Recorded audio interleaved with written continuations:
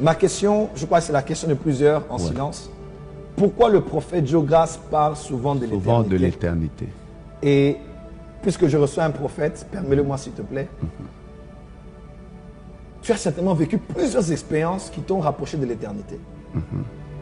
Parle même nous d'une expérience que tu as eue qui reste dans ton esprit au point où après qu'on ait dit c'était fort, tu as prophétisé, tu te dis toujours Seigneur, je rentre sur mes genoux et je rappelle aux gens que l'éternité existe. Prophète Joe-Grâce. Alors je voudrais déjà, je ne me suis pas rendu compte que c'était toute une recherche sur tous mes postes avec les heures exactes et tout. Je me demande, il y a quelqu'un qui doit travailler c'est moi-même. Ici chez vous, soit au FBI ou je ne sais pas, quelque part.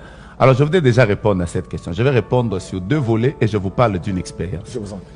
La première chose, c'est que je crois sincèrement du fond de mon cœur que la raison principale pour laquelle nous donnons nos vies au Seigneur, c'est pas pour la terre. Et la parole de Dieu déclare que si c'est dans cette vie simplement que nous espérons dans le Seigneur, nous sommes les hommes les plus malheureux de toute la terre. Je sais que ça vous est déjà arrivé, prophète. Il m'est arrivé de prier pour des chefs d'État. Oui. J'ai eu la grâce de rencontrer des gens très élevés, millionnaires. J'ai eu aussi la grâce de visiter beaucoup de continents. Mais je pense du fond de mon cœur qu'il n'y a rien qui dépasse le ciel. On a roulé dans des belles voitures, Dieu a eu à nous visiter. Peut-être qu'on n'est pas milliardaire, mais Dieu a eu à nous visiter. Je suis très convaincu et je le sais qu'il n'y a rien qui dépasse l'éternité. Pendant que vous étiez en train de penser, ça c'est quelque chose qui me passe tous les jours de ma vie. Tout à l'heure, j'étais en train de discuter avec quelqu'un à la maison.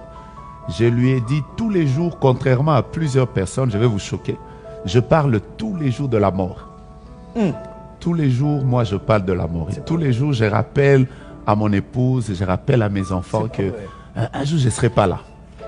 Un jour, je ne serai pas là. Je crois fermement que je me suis converti pour voir un jour Jésus. Alléluia. Et je dois le voir. Au-delà de tout ce qu'il aura fait pour nous, nous l'avons servi, nous lui avons donné toute notre jeunesse. Il faut qu'on le voie. Mais la deuxième chose qui m'a toujours passé à l'esprit, pendant que vous étiez en train de parler, voilà la chose qui m'est revenue. Je suis convaincu que sur cette terre, il n'existe que deux générations des gens. La première génération, c'est Ésaü. Et la deuxième génération, c'est Jacob. Pourquoi je vais commencer par là? Vous savez, un jour, Jacob était devant une soupe qu'il était en train de préparer. Il préparait une soupe. En fait, c'est son frère qui préparait la soupe. C'est Jacob qui prépare la soupe. Pendant qu'il prépare sa soupe, qu'est-ce qui arrive? Son frère entre. La Bible déclare que dès qu'il arrive, il avait faim. Il dit à Jacob, est-ce que tu peux me donner ta soupe? Est-ce que tu peux me donner ta soupe comme ça? Et Jacob dit, je ne te donne pas ma soupe gratuitement. Tu prends la soupe et tu me donnes le droit d'aînesse. Le frère dit, à quoi me sert le droit d'aînesse? Je prends juste cet exemple pour expliquer quelque chose de très important. Dans la vie, il n'existe que des Jacob et des Ésaü. Jacob, en préparant sa soupe, il avait faim. Il avait aussi faim. Et c'est pour ça qu'il a fait la soupe. Mais qu'est-ce qui arrive? Les Ésaü sont les personnes qui ont deux choses. Ésaü avait le droit d'aînesse. Mais le droit d'aînesse, il ne devait pas vivre ça dans le présent. Il devait vivre ça dans le futur. En même temps, il avait faim. La faim est ce qu'il vivait dans le présent. Il avait quelque chose qu'il vivait dans le présent et quelque chose qu'il ne devait vivre qu'après la mort de son père, donc le futur.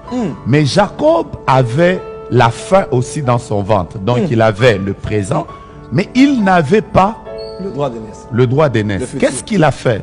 Jacob, c'est cette race de gens qui sont capables de sacrifier le présent pour gagner le futur. Mais Ésaü, c'est cette race de personnes qui sont prêtes à sacrifier le présent. Ils veulent tellement être contents pour le présent, mais que le futur ne leur importe pas.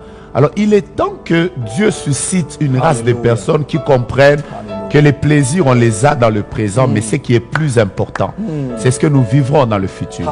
Et si tout le monde pouvait comprendre ça, et je suis sûr que nous aurons une génération de personnes qui ne tomberont jamais dans l'orgueil, qui tomberont jamais dans le contentement, quel que soit ce que Dieu fera, il continue à lui rendre grâce parce que ce qui est plus important, c'est pas d'abord ce que nous citons, la veste, maison, voiture, c'est le ciel.